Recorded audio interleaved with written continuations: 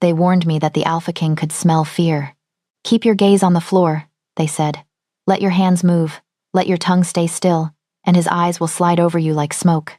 I believed them until I saw him.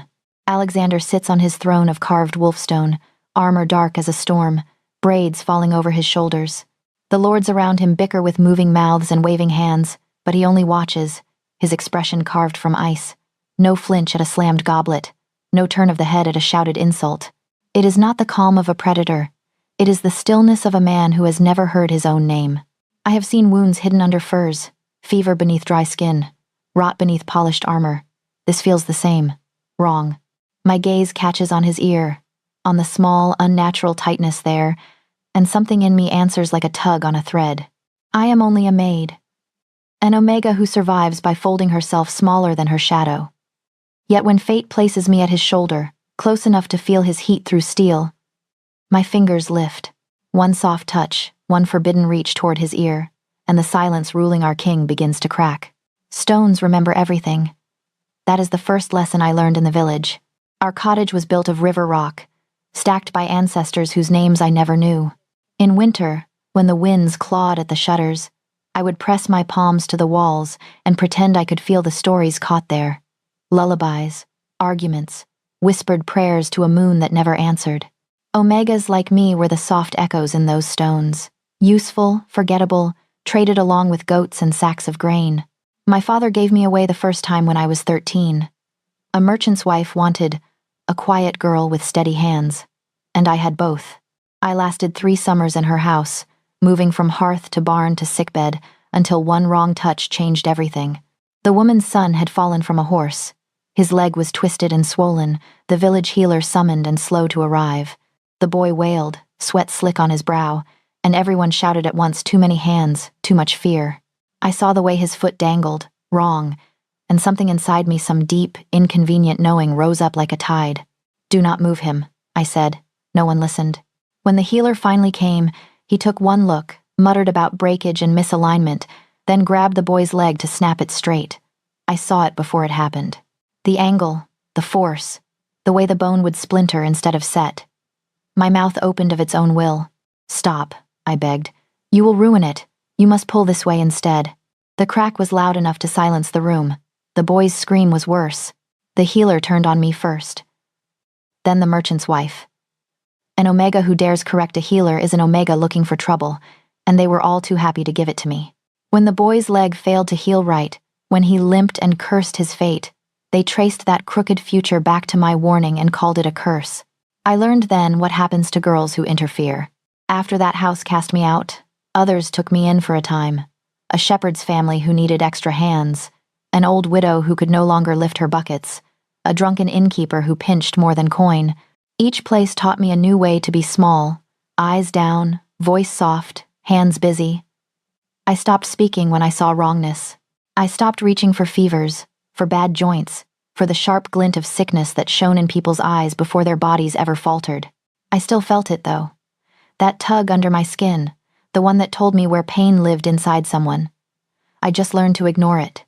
By the time I reached the fortress, my life had been whittled down to fits and starts between other people's needs. I arrived, clutching a small bundle of clothes, dust in my hair and stubborn hope in my chest. The steward eyed my papers, sniffed my scent, and nodded. "You'll do," he said, which, in my world, was the closest thing to a blessing. The fortress was nothing like the cottages and cramped houses I had served in. It rose from the cliffs like a stone beast, all teeth and towers, watching the sea. Smoke from 100 hearths gave the air a permanent taste of ash. Wolves howled from the outer courtyards at dusk, their cries echoing off walls that had seen too many winters and too much blood. Inside, I became one more shadow in gray wool. We maids lived above the kitchens, where the heat never quite left the stone, even at night. Dawn began with the clang of pails and the hiss of boiling water. We scrubbed floors until our hands felt more like raw rope than skin. We polished candelabra, changed rushes, hauled firewood, and carried trays up and down narrow stairwells until our legs trembled. It was easy, in such a place, to disappear.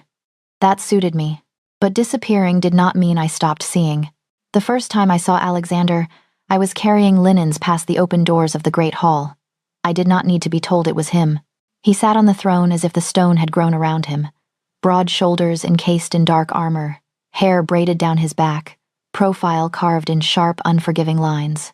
Lords and captains stood in a semicircle below the dais, mouths moving. I heard nothing from where I walked, but I watched him closely through the veil of my lowered lashes. He did not tilt his head when someone spoke. He did not flinch at a hand slamming the arm of a chair or at the slap of a palm against a table. His gaze moved from face to face, controlled and assessing, but there was a distance in it I recognized too well, the look of someone standing behind a window, watching life happen on the other side. The others called him many things. Wolf King, Silent Storm, Moon Marked.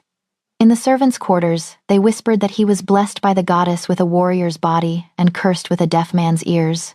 Some said it made him more terrifying, that he could stare through a man without reacting to pleas or threats. Some said it made him pitiable. I watched him and saw neither blessing nor curse. I saw a man who had learned to read the world without sound. The way he tracked mouths, not voices. The way he watched hands and shoulders.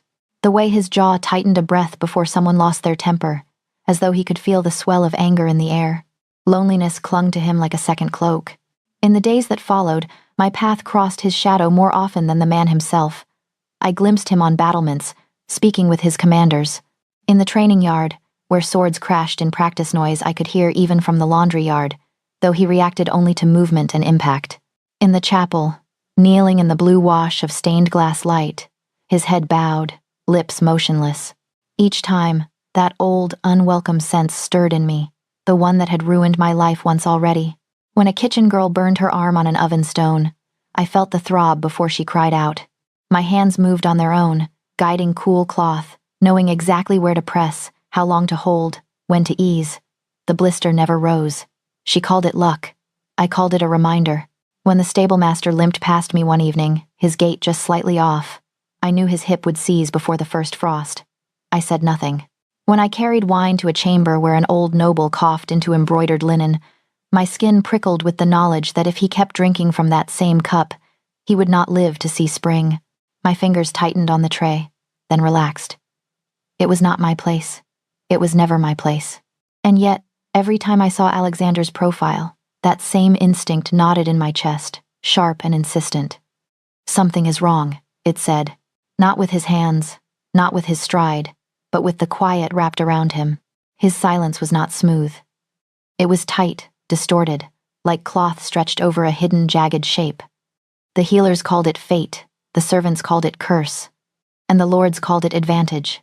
But the longer I watched him, the more certain I became. Whatever bound his ears was not born of the gods. It was placed there, the way a stone is set in a wall. I lay awake at night on my narrow pallet above the kitchens, listening to the crackle of banked coals and the soft breathing of other maids, and tried to push that certainty away. I reminded myself of the boy with the ruined leg, of the look in the healer's eyes when he turned the village against me. I repeated the promise I had made the day I left that house. Never interfere again. Stones remember everything. So do scars. But as the days turned, and the moon carved her patient path across the sky, another truth became harder to ignore.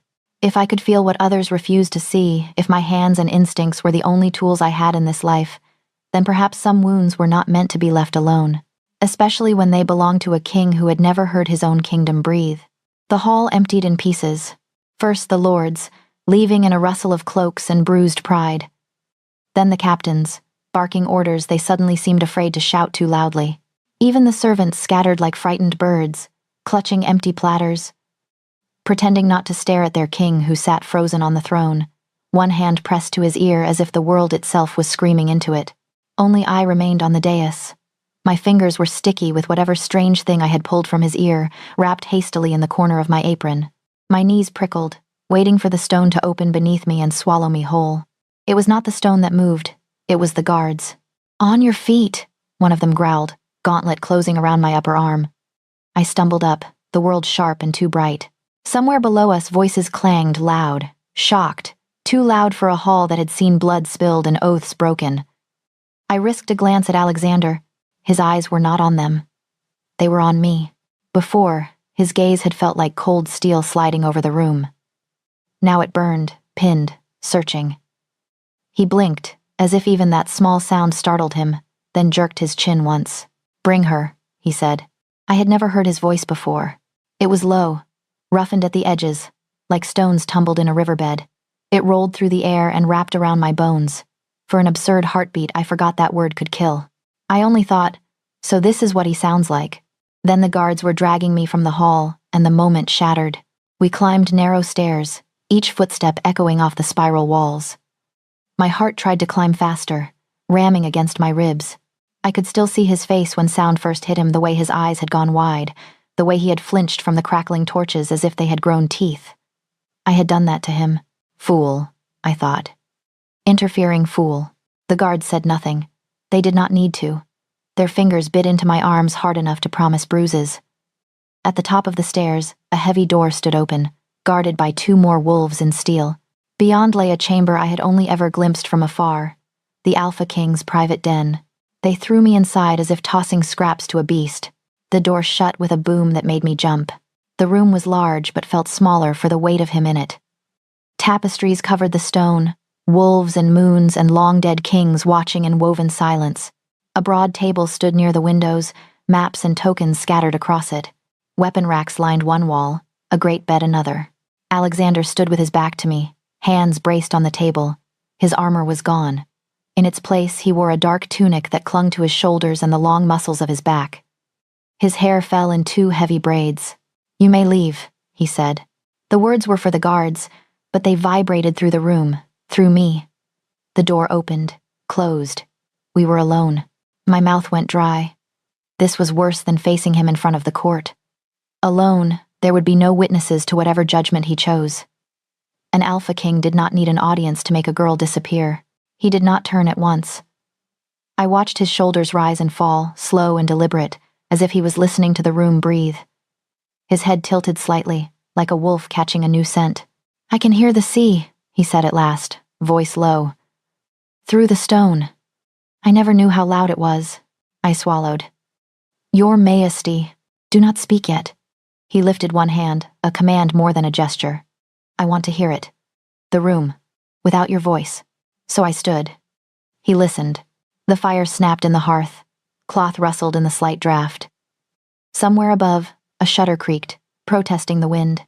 My own breathing sounded too harsh to my ears. To his, it must have been a storm. He turned then. His eyes were the same color as before, storm gray, ringed in darker steel, but something restless now moved behind them.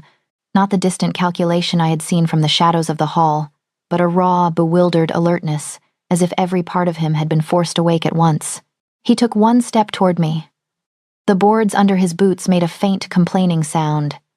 His gaze flicked down, as though the floor's voice surprised him. "What?" he asked quietly. "Did you do to me?" My body wanted to crumple into a bow. Instead, I forced myself to stand straight, hands knotted in my apron. I had touched him without permission. Whatever happened now, I owed him truth. "I removed something, sire," I said. My voice shook. I could hear it, thin and frayed. "From your ear." His jaw clenched. "I know that much." I swallowed, throat dry. It did not belong there. He closed the distance between us with 2 long strides. He stopped so close I had to tilt my head back to meet his gaze. I smelled leather and clean sweat and a faint edge of iron, like blood remembered. "Do you think I have not had healers poking at my ears since I could stand?" he asked. "Do you think a maid saw what they could not?" The words were sharp, but underneath them I heard something else, now that my terror parted just enough to let sound through. Hurt. Disbelief. A tremor he was trying to grind flat with anger. "I do not know what they saw, Your Majesty," I whispered. "I only know what I felt." His eyes narrowed. "Felt." "Yes." My fingers twitched around the scrap of cloth in my hand. I forced them open, revealing the small, dried, twisted thing wrapped inside the strange object that had lain in his ear like a stone lodged in a riverbank. "When I stood behind you in the hall, something pulled at me. Here." I touched the center of my chest, like it does when a bone is set wrong, or a fever hides under the skin. It was wrong. I could feel it, even before I saw it. He stared at the object in my palm. For a long moment he said nothing. The fire cracked. The wind pressed against the window, moaning faintly. Then, so softly I almost missed it, he asked, And you decided to put your hands on your king in front of the entire court because something felt wrong? I decided, I said, voice barely more than breath, that I would rather die trying to fix what I could not bear to watch than live knowing I stayed still. The confession fell between us, heavier than stone. My heart hammered so loudly I was sure it shook my ribs. His gaze lifted from my hand to my face. Say that again, he murmured. My lips felt clumsy. I would rather die. No. He stepped closer still, until the hem of my dress brushed his boots. Not the words, the way you said them. I blinked, confused. I do not understand. His eyes darkened, intent. Your voice. It changed. It took me a moment to grasp what he meant. His hearing was new. Every quiver, every break, every breath was a discovery. He was studying me the way a child studies letters, sounding out meaning in every curve. He lifted his hand slowly, as if approaching a wild animal. His fingers hovered near my throat, not quite touching. When you spoke of dying, your voice shook here, he said. But when you said you could not bear to watch, it steadied. My skin burned under his scrutiny. Because that part is worse, I admitted hoarsely. His hand dropped. He stepped back, as if the distance would help him think. I can hear your heart, he said. It is loud. Heat climbed my neck. I am afraid. I know. His mouth twisted in something that was not quite a smile. Mine is louder. The thought startled me enough that my eyes flew to his chest. I could not hear his heartbeat from where I stood, but perhaps he meant the rush in his own ears, the same storm he'd described in the hall. He turned away, pacing once, twice, the floor complaining softly under his steps. Healers told me the gods took my hearing at birth, he said. That what is stolen by the moon cannot be returned by mortal hands. He looked back at me. Yet you... His gaze dropped again to the cloth in my palm. Shadows gathered in his expression. Do you know what this is? He asked. No, your majesty. Neither do I. His jaw flexed. But I intend to find out. He came back to stand before me, all uncertainty buried now beneath the returning mantle of a king. His newly awakened senses did not make him smaller. If anything, they sharpened the edges of his presence. You will not be sent away, he said. Shock stole my breath. I what? His eyes held mine, unblinking. Until I understand what was done to me, and how you undid part of it. You will remain in this fortress. Near. His mouth curved, not in warmth, but in something like grim practicality. I need someone whose words I can hear and trust are not practiced performances. Your fear makes you honest. That stung, but it was also, I knew, the only reason I was still breathing. You will continue your duties, he went on. But when I summon you, you will come. If this thing in my ear was placed there, I will need a guide. He seemed to taste the word, as unfamiliar as any new sound. Someone who feels what others miss. I am only a maid, I said weakly. He studied me a long moment. You are the first person who has ever changed the world beneath my skin. My throat tightened. I bowed my head at last, because I did not know what to do with that. As you command, my king. He exhaled slowly. The sound was softer than the sea, but I heard it. Go, he said. For now, before your heart bursts from your chest. I backed toward the door, legs shaking. My hand closed around the scrap of cloth and its terrible secret. As I slipped out into the corridor, one thought beat louder than my pulse. I had gone into the wolf's den expecting to die. Instead, I had been claimed not as prey, not yet as anything so gentle as beloved, but as something far more dangerous. I had become necessary. The fortress did not grow quieter once Alexander began to hear it. It only grew more honest. On the first morning after the hall incident, I was summoned not to the great chamber or the kitchens, but to a smaller room off the main corridor, a study with high, narrow windows and shelves lined with scrolls he had probably never bothered to read. A fire burned low in the hearth, gnawing at a stump of wood. He stood by the window when I entered, back straight, hands clasped behind him. No armor today, just a dark tunic, leather bracers, and a tension that seemed to hold every muscle a breath away from snapping. Close the door, he said without turning. The latch clicked louder than I expected. He flinched. Only slightly, but I saw it. Everything is loud, he muttered. Even my own kingdom. I stayed near the door, unsure how close I was allowed to stand when he was not demanding answers about mysterious objects lodged in his flesh. It can be, I said. If you do not know what you are hearing. He looked over his shoulder then, studying me with that new sharpness, as if he could listen with his eyes as well as his ears. "You said you would rather die than stay still," he said. "Prove you meant it." My throat tightened. "How? Teach me." He gestured vaguely at the room, at himself, at the stone around us. All of this, I had taught children in the village once how to hear the river's warning rush before it flooded, how to listen for wolves in the tree line. But teaching a king to listen was another thing entirely. Still, I stepped away from the door. If the moon had placed me in this madness, I would not dishonor her by cowering. "Start with the fire," I said. He frowned. "The fire? It has a voice." I walked to the hearth, motioning him closer. "Listen." He came to stand beside me, nearer than was comfortable, closer than I dared call proper. His arm brushed mine. The contact sent a bright, treacherous heat through me. I focused on the flames. "Do you hear that sharp crack?" I asked. "That is where the wood is driest. The softer hiss is the sap boiling away. It tells you how long the log will last." He tilted his head, eyes narrowed. He paused. "Yes, there is more than one sound." "Good." I could not help the small smile that tugged at my mouth. "Now the chimney." "Listen higher." His gaze lifted, following the line of stone. The wind tugged at the smoke, making it moan low and hollow. His brows drew together. "It is sad," he said slowly. "Lonely," I corrected gently. "That's the wind, complaining about being trapped." Something eased in his shoulders, as if the world had just become a fraction less hostile by being named. That became our pattern in the days that followed. When he summoned me, it was always to some corner of the keep. Never the grand hall, never the chapel. Places where sound pooled and curled. A stairwell where footsteps overlapped. A balcony where sea and wind argued. The quiet before dawn in the training yard when the dew still made the grass hold its breath. "This," I would say, pointing toward a distant clatter, "is armor being stacked, not worn. Hear how it tumbles. And this?" He would counter, tipping his head toward the courtyard. "Hooves, yes, but 2 horses, not 3? I would listen, then nod. "You are learning faster than I did. You were born to it," he replied once. "I am only now meeting my own kingdom." Sometimes the lessons were simple, almost laughably so. The difference between a door closing in anger and a door gently caught by a patient hand. The sound of honest laughter in the servants' hall versus the brittle clink of forced mirth at a feast.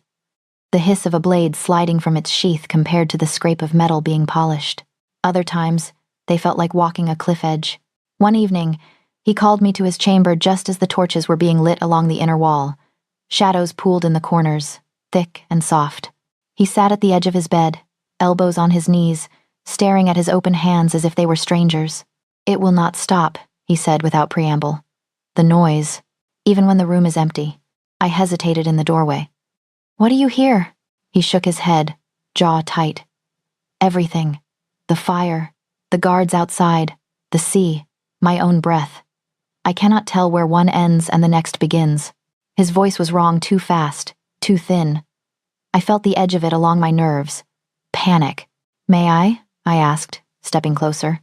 He did not look up, but he did not forbid me. I took that as permission and came to stand in front of him. From this angle, with his head bowed, the braids framed his face, making him look younger, almost uncertain. "Alexander," I said softly, "look at me." His eyes snapped up, blown wide. "It's too loud," he rasped. "The world is too loud and I cannot." "Give the noise somewhere to go," I said. "Trust me." I took his hands, both of them in mine. It was a boldness that would have terrified me a week ago. Now terror was a luxury I could not afford. I guided his palms to my chest, laying them flat over my heart. His fingers spanned almost the whole width. The heat of his skin burned through the fabric of my dress. "Feel that?" I asked. He swallowed. "Yes. That is me. Not the sea, not the guards, not the fire. Just me." I drew a slow breath in, letting my ribs expand painstakingly. "Breathe with my heart, and when it beats twice, out for the third." "This is foolish," he muttered, but his hands did not pull away. "Then humor your foolish maid," I murmured. "In, out, listen only here." His chest rose, fell, rose again. At first, his breath stuttered, catching on the edges of fear. Gradually, the rhythm settled. My heartbeat slowed with his, or perhaps his slowed with mine. The roar in his eyes dimmed, leaving something rawer, more fragile. What do you hear now? I asked after several cycles. He stared at me, gaze dropping briefly to our joined hands before returning to my face. You, he said quietly. Only you. The room felt suddenly too small. My own lungs forgot their lesson, stumbling. His hands moved, whether by accident or intent, sliding over the curve of my ribs as my breath hitched. Your voice changes, he added, softer still. When you are frightened for me, it sharpens.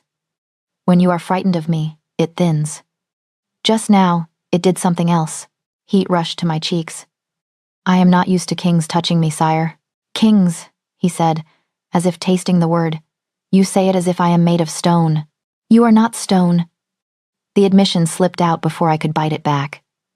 Stone does not flinch when a door slams. Stone does not hold its breath when it hears a maid's footsteps approach. His fingers curled, unconsciously pressing me closer. My heart, the traitor, leapt against his palms. And what does a maid do? He asked quietly, when her king will not let go because her heart is the only sound that makes sense. My mouth parted, but no words came. Instead, I placed my own hand over his, anchoring them where they lay. It was a dangerous answer, but an honest one. We stayed like that longer than was wise, long enough for the fire to settle into a steady murmur, for the corridor beyond the door to fall quiet as the keep slipped towards sleep, long enough for our breathing to become a single pattern. After that night, the lessons changed. I still taught him the language of the fortress, the distant thunder of hooves on the bridge, the clink of dice in the barracks, the secretive hush of conspirators who forgot walls had ears now. But there were more moments when his attention slipped from the world to me. Say my name again, he would ask, leaning close under the pretense of straining to hear. Alexander, I would whisper, knowing full well he could have heard me from halfway across the room. Sometimes he would repeat it, testing the weight of each syllable, matching his tone to mine. My hand on his throat guided the sound, feeling the vibration under his skin. The first time his voice matched my pitch so closely, the air seemed to hum between us. I had to pull away before I did something foolish, like press my lips to the place my fingers had just rested. Duty said I was there to serve, to guide, to steady. Desire said I was already falling. He never spoke of mates. I never spoke of the bond that tugged at me whenever he entered a room. But the space between us grew charged with things unsaid, glances that lingered a heartbeat too long, hands that brushed when they did not need to. Silence is heavy not with absence, but with everything we were too afraid to name. I had promised myself, once, that I would never interfere again. Then I tore the silence from his ear. Now, each lesson in sound felt like a new kind of interference, one that did not merely change his world, but wove mine irrevocably into it. Doors in the fortress were thinner than they looked. I learned this carrying wine to a council antechamber 2 nights after I taught Alexander to breathe with my heart. The corridor outside the war room was nearly empty, all but one torch guttering low. I knew better than to linger near that door. It was where important men muttered important things they did not want maids to hear. But the steward had sent me with a tray for the guards, and the guards had stepped away, and I made the mistake of existing within earshot. Cannot pretend this is nothing, a clipped voice hissed from the other side of the oak. Lord Harrow, if I match tone to the thin knife edge of his mouth. A deaf king is one thing, a hearing one is another beast entirely. A deeper voice, oily with false calm, answered, Your concern is noted, but the change is done. We cannot pluck the sound back out of his skull. The tray wobbled in my hands. I pressed my back to the cool stone, shadow swallowing me. The urge to flee warred with the part of me that had spent years listening by necessity. Every raised voice, a warning, every whispered argument, a sign it was time to move on to the next house. If he starts hearing what is not meant for him, Harrow said, these walls will not protect us. He will start to ask different questions.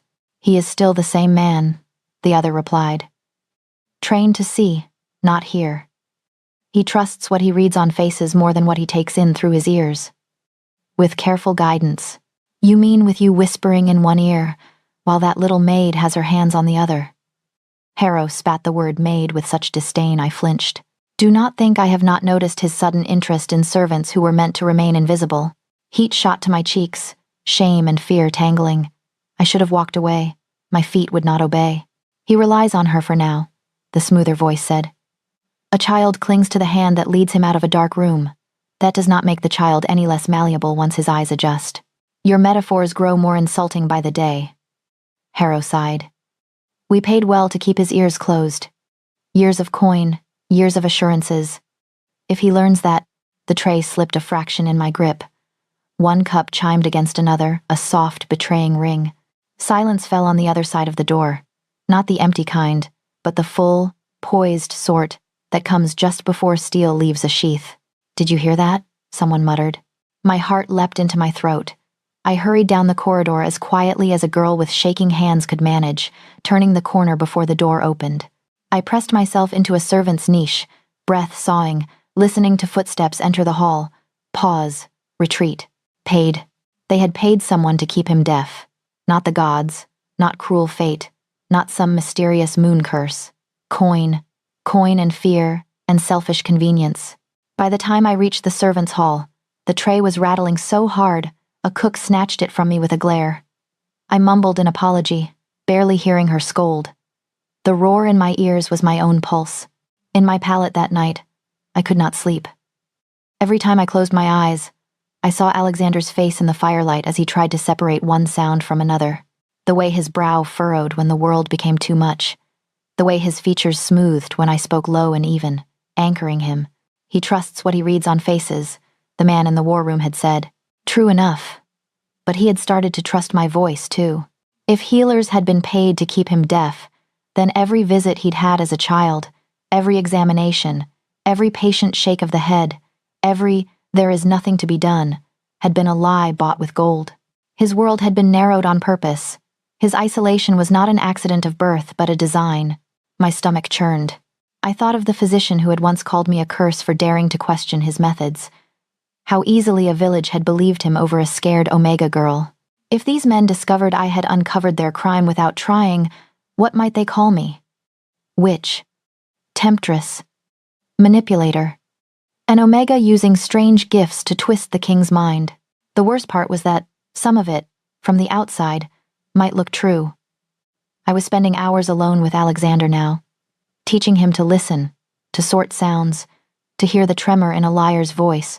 My scent would cling to his tunics, my voice echo in his skull long after I left.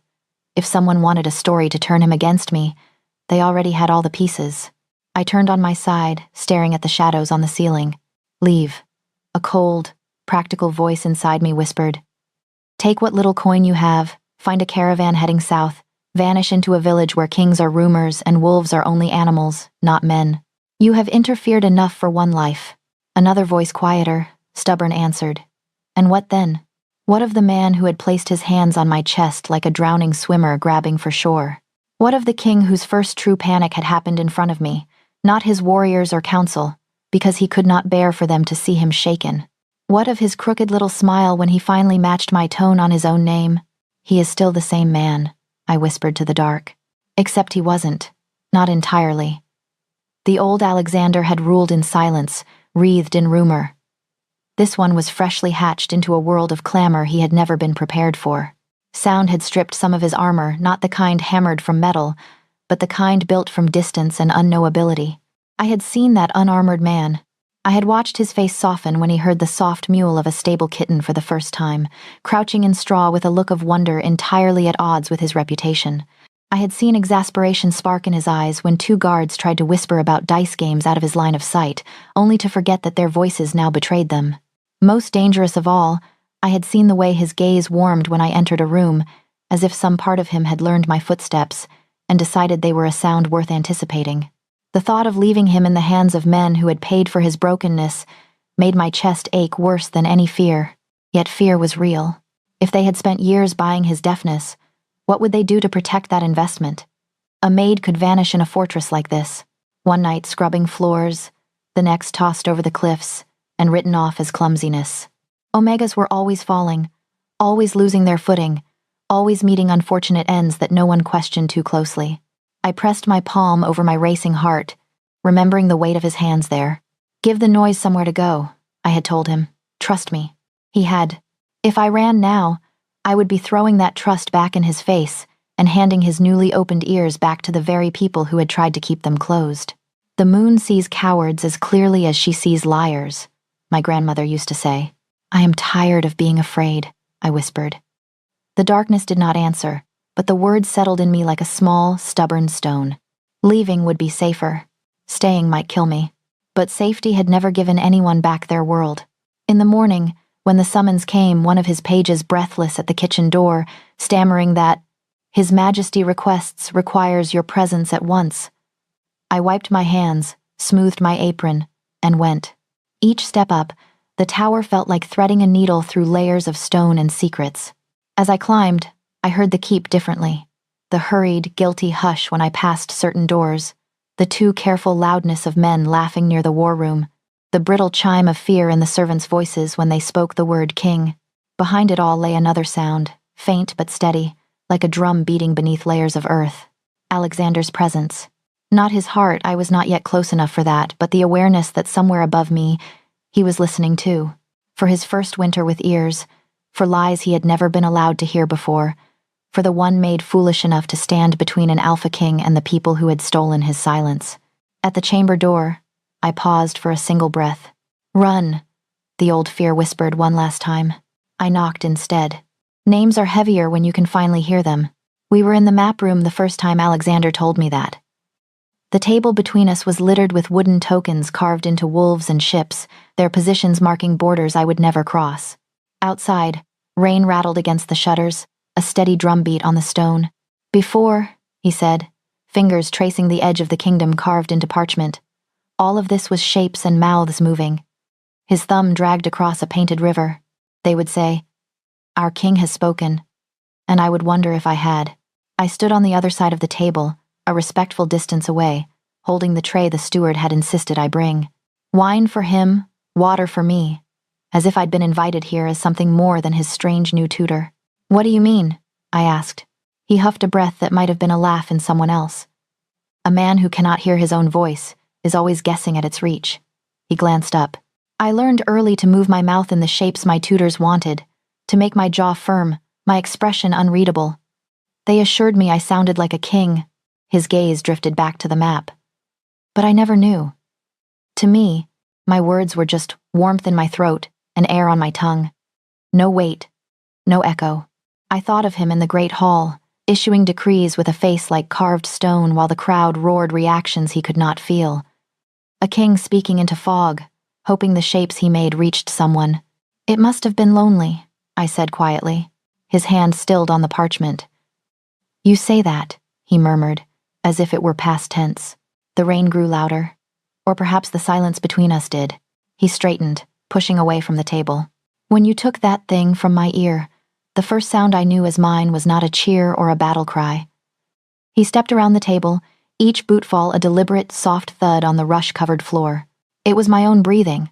I thought, so this is the man they call king, just a creature panting like any other. I wanted to reach for him then, the way I would have for a child who'd just learned the sky was not solid. Instead, I gripped the tray tighter. My hands were safer when they were full. "You are not just any creature," I said. His mouth curved, not quite in mockery, not quite in gratitude. "The lords say that as well, though they mean it differently." He came to stand beside me, close enough that I could smell rain on his tunic, where droplets had soaked the wool at his shoulders. "When you speak, Ivy, I can hear your doubt and your honesty at war." "That sounds inconvenient," I murmured. "It is clarifying." His gaze dropped to my lips, then flicked away, almost shy. Alexander, shy. The notion was absurd, yet there it was in the slight hitch of his breath. "Say something else." My mind went blank. Of all the words in the fortress, none came. "What should I say?" "That." His voice roughened. "Say it again." "What should I say?" He closed his eyes. For a long moment he simply stood there, listening, as if those 4 plain words held secrets. "It's different when you are not telling me where to listen," he said. "Your voice when you comfort is slow. When you scold the kitchen boys, it sharpens. But when you do not know what to say..." His eyes opened. "It trembles. Just a little." "I did not realize I scolded kitchen boys," I muttered, cheeks heating. "You do many things you do not realize." He took the tray from my hands and set it aside, leaving my fingers empty and exposed. Ivy. There it was again, that shift. The king's mantle slipping a fraction, leaving the man underneath. "Yes, your majesty." His jaw flexed. He looked away, as if the maps on the wall suddenly fascinated him. When he spoke next, the words were softer than the rain. Say my name. I had said it before, of course when he asked, during lessons, when he needed a model to follow. But there was something different in the request now, an edge of vulnerability that made my pulse stumble. Alexander, I whispered. He inhaled sharply. Again. Alexander. His throat worked. My gaze, traitorous thing, followed the movement. It sounds, he groped for the word, a man used to wielding blades, not language, different from your majesty, as if you are speaking to a man, not a crown. Would you prefer I did not? No. The answer came too quickly, too raw. His eyes met mine, unguarded. No, I prefer that very much. Something shifted inside me then, like a stone finally rolling into place. I had cared for him before for his confusion, his pain, his sudden wonder at a world that had always been denied him. But this was different. This was not just wanting him safe. It was wanting to be the one he looked at that way, the one whose voice he marked as separate from the roar of his kingdom. It was the dangerous, traitorous desire to be special to him, not as a tool or necessity, but as Ivy. Omega. The word tasted sour and sweet at once. In this court, my nature was a weakness to be exploited, a leash others would happily fasten around his throat through mine. I had seen lords barter their daughters' scents like coin, seen Omegas paraded at feasts, eyes flat as they were offered up as treaties. If they realized what was growing in me, they would not need bribes to control the king. They would only need me. Ivy, Alexander said again, frowning slightly. Your heart is beating, I said quickly. That means I am alive, Your Majesty. It is beating faster than usual. I cursed his newly sharp ears. Perhaps because you are standing very close. He glanced down, as if just noticing the small space between us. His hand lifted, hesitated, then settled on the edge of the table instead of the place on my arm I half expected. Does my nearness frighten you? Yes, I thought. But not the way you mean. It concerns me, I said. Your enemies would be delighted to see you so comfortable with a maid. They are already whispering. His expression darkened. I am aware of their whispers. You do not know all of them, I said, thinking of the conversation behind the door. The urge to tell him everything surged up again about payments to healers, about the years stolen from him on purpose, about the way they spoke of him as if he were a child with a new toy, and about me. The part I had heard clearly. The little maid with her hands on the king, my tongue pressed against my teeth, words clamoring. I could tell him now. I should. Alexander must have seen something in my face, because his gaze sharpened. You are holding something back. He stepped closer again, and my resolve trembled like a candle in a draught. How was I supposed to confess to betrayal and schemes when he was looking at me as if my honesty were the only light in a room full of shadows? Ivy, he said softly. If you know something, a sharp knock shattered the moment. We both flinched. Enter, Alexander snapped, the king sliding back over him like armor. The steward stepped in, bowing low, eyes flicking from him to me and back in a way that made my skin crawl. Forgive the interruption, sire. The council awaits your presence in the great hall. For what? The words cracked like a whip. A formal inquiry, the steward said, smoothing his hands down his tunic. Regarding recent changes in your condition. And the maid involved. His gaze landed fully on me then, greedy and assessing. It seems prudent that her actions be examined before the entire court. The room tilted. Inquiry. Examined. So many polite words for being dragged into the open like prey. Alexander's jaw hardened. Who called it? The lords petitioned as a group, Your Majesty. They are concerned. I could hear the truth hiding beneath that word now, thanks to my own lessons. Concern laced with fear, with hunger, with anticipation. I should have spoken then. Should have seized the moment to say, they paid to keep you deaf. This is not about me. It is about them losing their hold. Instead, I felt my throat close. What happens if I refuse? Alexander asked. The steward's smile was thin. Refusal would be unwise, sire. It might suggest you have something to hide. His eyes slid to me again, pupils narrowing as if he could already see me on display before the assembled wolves. Better to face them and put all doubts to rest. Alexander's hand curled into a fist on the table. For a heartbeat, I thought he would overturn it, send maps and tokens flying, consequences be damned. Then he inhaled, a measured, grudging breath. "Very well," he said. "Tell them I am coming." The steward bowed himself out. The door clicked shut, the sound neat and final. We were alone again, but the intimacy of a moment before was gone, swallowed by the looming weight of eyes and judgment. "Ivy." Alexander looked at me, and there was something almost apologetic in his gaze, an emotion I never expected to see on a king's face. "You will stand with me." My palms were damp. "And if they ask questions I cannot safely answer?" His jaw set. "Then they will learn the sound of a king who has decided he has heard enough." It was a promise and a threat, neither of which I could fully trust to protect me. As we walked toward the hall together, my mind spun circles. "Tell him now. Tell him about the coins, the healers, the men behind the door. Tell him about your heart before they use it against you." I opened my mouth. The doors to the great hall swung wide before us, and 100 heads turned. The sound of voices falling abruptly, silent, crashed over me like a wave. Whatever words I'd meant to offer drowned on my tongue. They had dressed the hall for judgment instead of celebration. No banners of victory hung tonight. Only the old standards, wolf and moon and sword staring down like witnesses.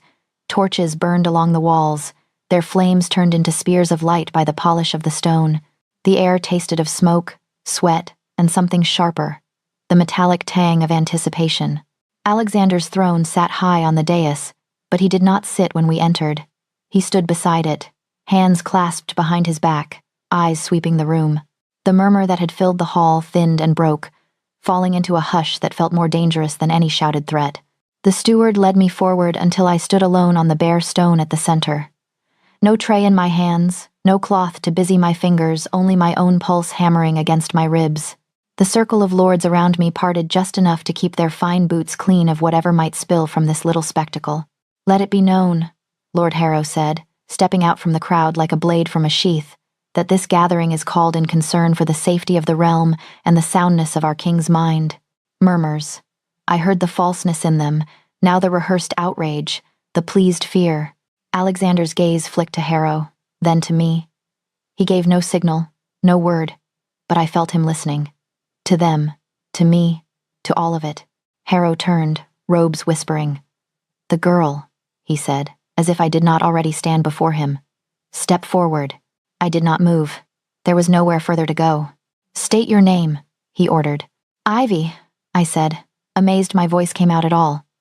"Omega, maid of the fortress, and self-appointed healer to the crown." A thin smile cut across his face. "You admit you put your hands upon His Majesty during council?" "Yes." My fingers curled at my sides. "I do." Gasps fluttered at the edges of the hall, false as painted roses. Alexander's jaw tightened, but he stayed silent. "And did you have permission to touch our king?" Harrow asked. "No." The word dropped like a stone into a deep well. He spread his hands, turning to the crowd. "There you have it. An Omega, unbound, unsworn, laying hands on an Alpha King in the place of law. And for what, we might ask? Compassion?" His lip curled. "Or something more arcane?" The word slid through the hall like oil. Arcane. A woman near the pillars made the sign against evil. Someone muttered witch. Someone else, softer, said curse. Harrow faced Alexander's dais again. "Sire, we all saw the result. One moment you sat as you have always sat, calm, controlled, as the gods made you. The next, at the touch of this girl, you clutched your head, flinched at shadows, reacted to noises that were not there." He tilted his head, pitying. "How are we to be certain she has not tampered with your mind? With your will?" Alexander descended one step from the dais, but no further. "My mind remains my own," he said, voice low and even. "Speak your accusation plainly." "Harrow." "Very well." Harrow's eyes gleamed. "I accuse this Omega of placing an enchantment in your ear, Majesty. Of using whatever unnatural sense she possesses to twist what the gods decreed. And of using her scent to bind you, as Omegas do, clouding your judgment. How else are we to explain your sudden attachment?" His gaze slid to me, sharp with satisfaction. "You summon her in private. You defend her in council. You allow her to stand where no maid should stand at your side." Heat climbed my neck. A murmur of interest rippled through the hall. The accusation was poison wrapped in truth. Alexander's eyes found mine. For a heartbeat, the hall fell away. I saw the question there. Do you want me to end this? To silence them? No, I thought, the word loud in my chest. Not yet. My king, I said, and the title tasted different, now less distance, more plea. May I speak? He hesitated, then inclined his head. You may. All those faces turned toward me like flowers to the sun, except there was no warmth in them. Only hunger. My knees wanted to give, my throat wanted to close. 100 lessons in smallness screamed for me to bow, to weep, to beg. I did none of those things. I straightened my spine instead. You ask why I touched him, I said, surprised by the steadiness of my own voice. I will tell you, Harrow snorted. We know why. Power, ambition, a chance to wrap a king around your... I was tired. I cut in, the words rising like a wave that had waited too long to break. Of watching a good man suffer while cowards profited from his weakness. The hall went still. I had never called him good aloud before. The truth of it made my chest hurt. I have served in houses where broken men ruled, I went on. Men who twisted their pain into cruelty, who used whatever power they had to grind others under their heels. Alexander is not such a man. He was given a kingdom and a cage at once this hall, these walls, and silence wrapped around his head like iron. I looked at Harrow, at the ring of lords beyond him. And you all learned how to use that silence. How to speak without being heard. How to sell his deafness as destiny, while it kept you safe from the sound of your own lies. A stir of anger rippled the crowd. Not because I was wrong, but because I was not supposed to say it where the torches could hear. You claim I cast an enchantment, I said, but when I removed that thing from his ear, what happened? Did the sky darken? Did the moon bleed?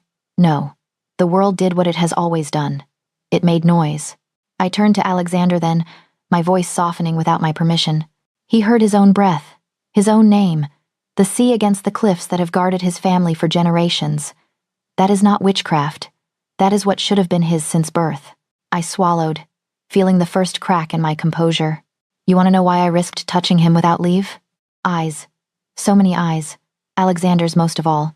Because I knew I might die, I whispered. I have seen what happens to Omegas who forget their place. I knew that one misstep could see me thrown from these walls and forgotten before my body hit the rocks. My voice wavered, then steadied, riding the tremor like a wave. And still, when I saw him, this man you call king, sitting in a hall full of voices he could not hear, carrying a burden he had never been allowed to understand, one look was enough. I took a breath that scraped my lungs raw. He was worth saving. The last word broke on my tongue. A sound escaped Alexander, too contained to be a gasp, too ragged to be a laugh. I did not dare meet his eyes now. If I did, I might say everything. I might tell them all that I loved him, that the thought of him locked back into silence hurt more than any noose. Worth, Harrow repeated, latching onto the word like a leech. You speak as if you sat in judgment over him. No. I shook my head, tears burning behind my eyes. I speak as someone who understands what it is to be voiceless. I did not judge him. I saw him drowning in quiet and I reached. The tears escaped then, hot tracks down my cheeks. I did not wipe them away. Let them see. Let them hear. If you must accuse me of something, I said, and now my voice crackled like dry wood catching flame. Accuse me of that.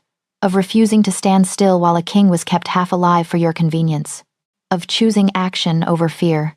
My gaze swept the circle, catching on each face, daring them to look away. I broke the rules of station and propriety and pride. I touched what many of you believed untouchable. My throat closed on the next words. I forced them through anyway. I did it knowing it could cost me my life, I said. And if that is what this hall decides, if you choose to kill me for helping him, then so be it. My voice cracked cleanly on that last syllable. The sound rang up into the rafters and down into the stones beneath my feet. I would rather be executed for trying to give my king back what was stolen from him, I whispered, than live out another day knowing I saw his suffering and did nothing. Silence fell. Real silence. For once not the hollow quiet that had wrapped Alexander all his life, but a held breath, a waiting. Every eye swung to the dais, to him. I finally looked too. Alexander stood at the edge of the step, knuckles white at his sides. His gaze was fixed on me with a fierceness that made my knees want to fold, not in fear this time, but in something far more dangerous. He had heard every word. The question hanging over us now was simple and terrible. What sound would a king make in answer? The silence after my words was the loudest thing I had ever heard. No one moved. No one breathed. Or if they did, I could not hear it over the rush in my own ears. All that existed was the dais, the throne, and the man standing on it, staring down at me as if I had split his chest open and laid his heart on the stone. Alexander took one step down. The sound of his boot on the stair rang like a struck bell. Verdict, my fear whispered. Another step, leather against stone, a soft scrape I had come to know in dark corridors and quiet rooms. Each footfall brought his scent closer, steel, smoke, and something uniquely him, sharp and clean beneath it all. My throat tightened. By the fourth step, my vision had begun to blur. I kept my chin lifted anyway. If he chose to cast me out, I would meet it standing. I had broken his silence without permission. He owed me nothing. He stopped in front of me, so close the edges of his cloak brushed my dress. From this angle, he towered, every inch the Alpha King carved into stories.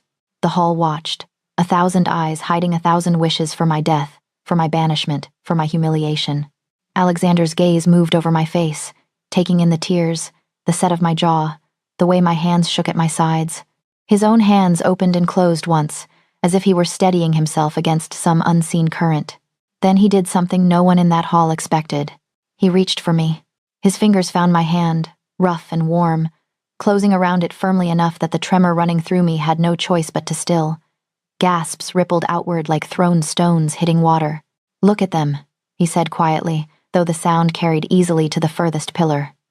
"Listen, Ivy." I did.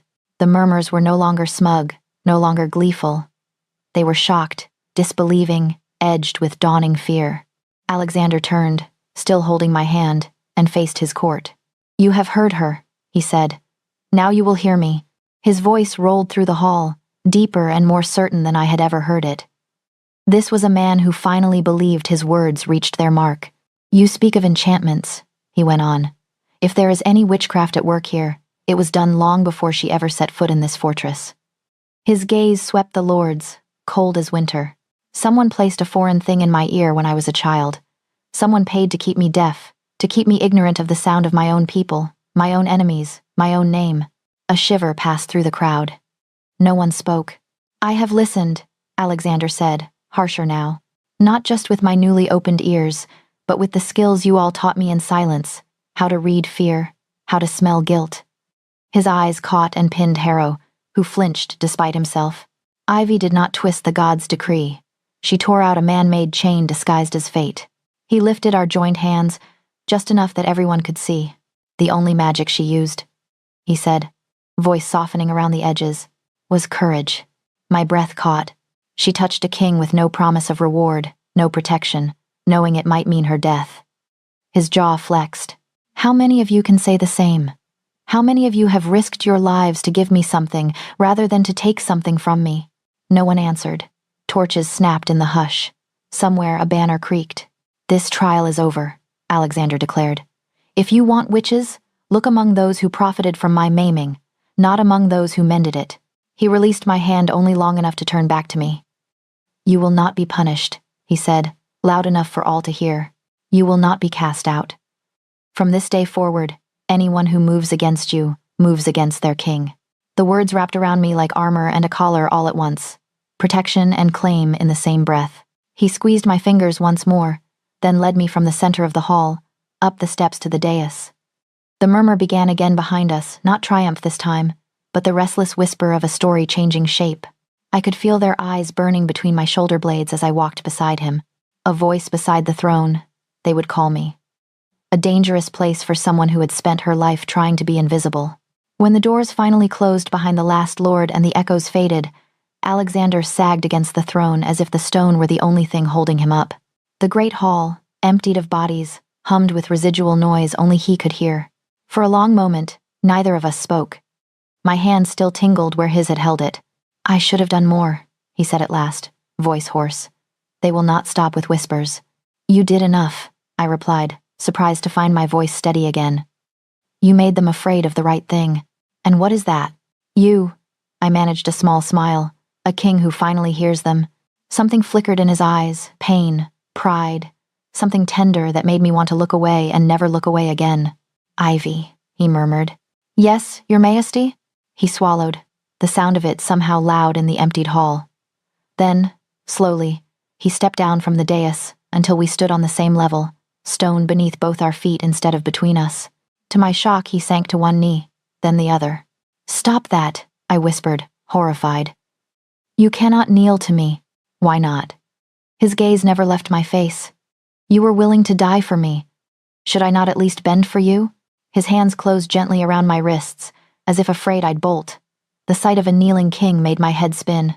"When you stood there," he said softly, in front of all of them, telling them you would rather be executed than stand by in silence.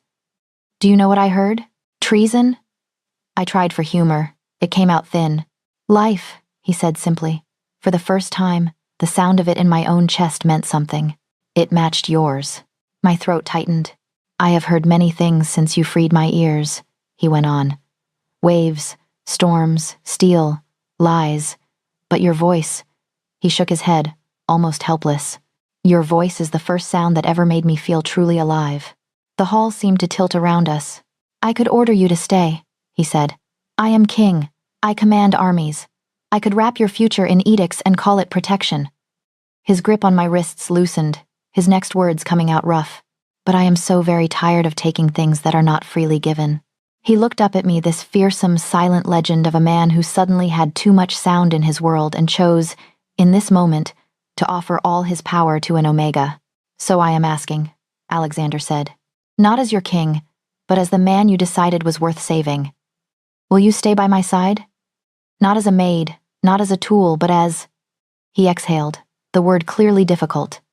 "As mine." I could feel the shape of my answer in every part of me. In the way my pulse leapt at his nearness, in the way my palms itched to touch his face, to smooth the furrow from his brow, in the way the idea of walking away now felt like slicing my own soul in half. Fear rose one last time, hissing all its old warnings about courts and leverage and how easily an Omega could be turned into a weapon. But love rose too. Quieter and infinitely stronger. "I do not know how to be anything but afraid here," I whispered. "But I know how to be stubborn, and I know how to listen." I lifted my hands from his and set them against his cheeks. His stubble rasped warmly against my palms. He leaned into the touch as if he had been waiting for it all his life. "I choose you," I said. The words rang like a vow. "I choose the danger and the beauty, and whatever storms come with you. I will stay if you promise to let me keep teaching you to listen." His breath shuddered. "To the court? To conspirators?" "To the world," I said. My thumbs brushed the line of his jaw, bold now, claimed by the choice I had made. "And to your own heart, when it says things your pride does not want to hear." A rough sound left him half laugh, half broken exhale. His hands rose, circling my waist, drawing me closer. "Teach me, then," he murmured. "Omega." "Listen," I whispered back, and I kissed him. Softly, carefully, as if he were another new sound I was introducing him to. His lips were warm and hesitant at first, then surer as he leaned up into me. The hall, the court, the dangers waiting outside the doors, all of it fell away beneath the thunder of our joined hearts. When we finally parted, his forehead rested against my belly, his arms banded around me. I threaded my fingers into his braids, feeling the tremor still running through him. "We will make them listen too," he said quietly. "To you. To us." I looked down at him, the Alpha King who had been born into silence and chose, in the end, to kneel for love, and felt something like hope settle over the stones. "Then we begin," I said, "with this story. Now it is your turn, listening on the other side of the screen. Where are you watching from? And what was your favorite moment in Alexander and Ivy's journey from silence to sound?"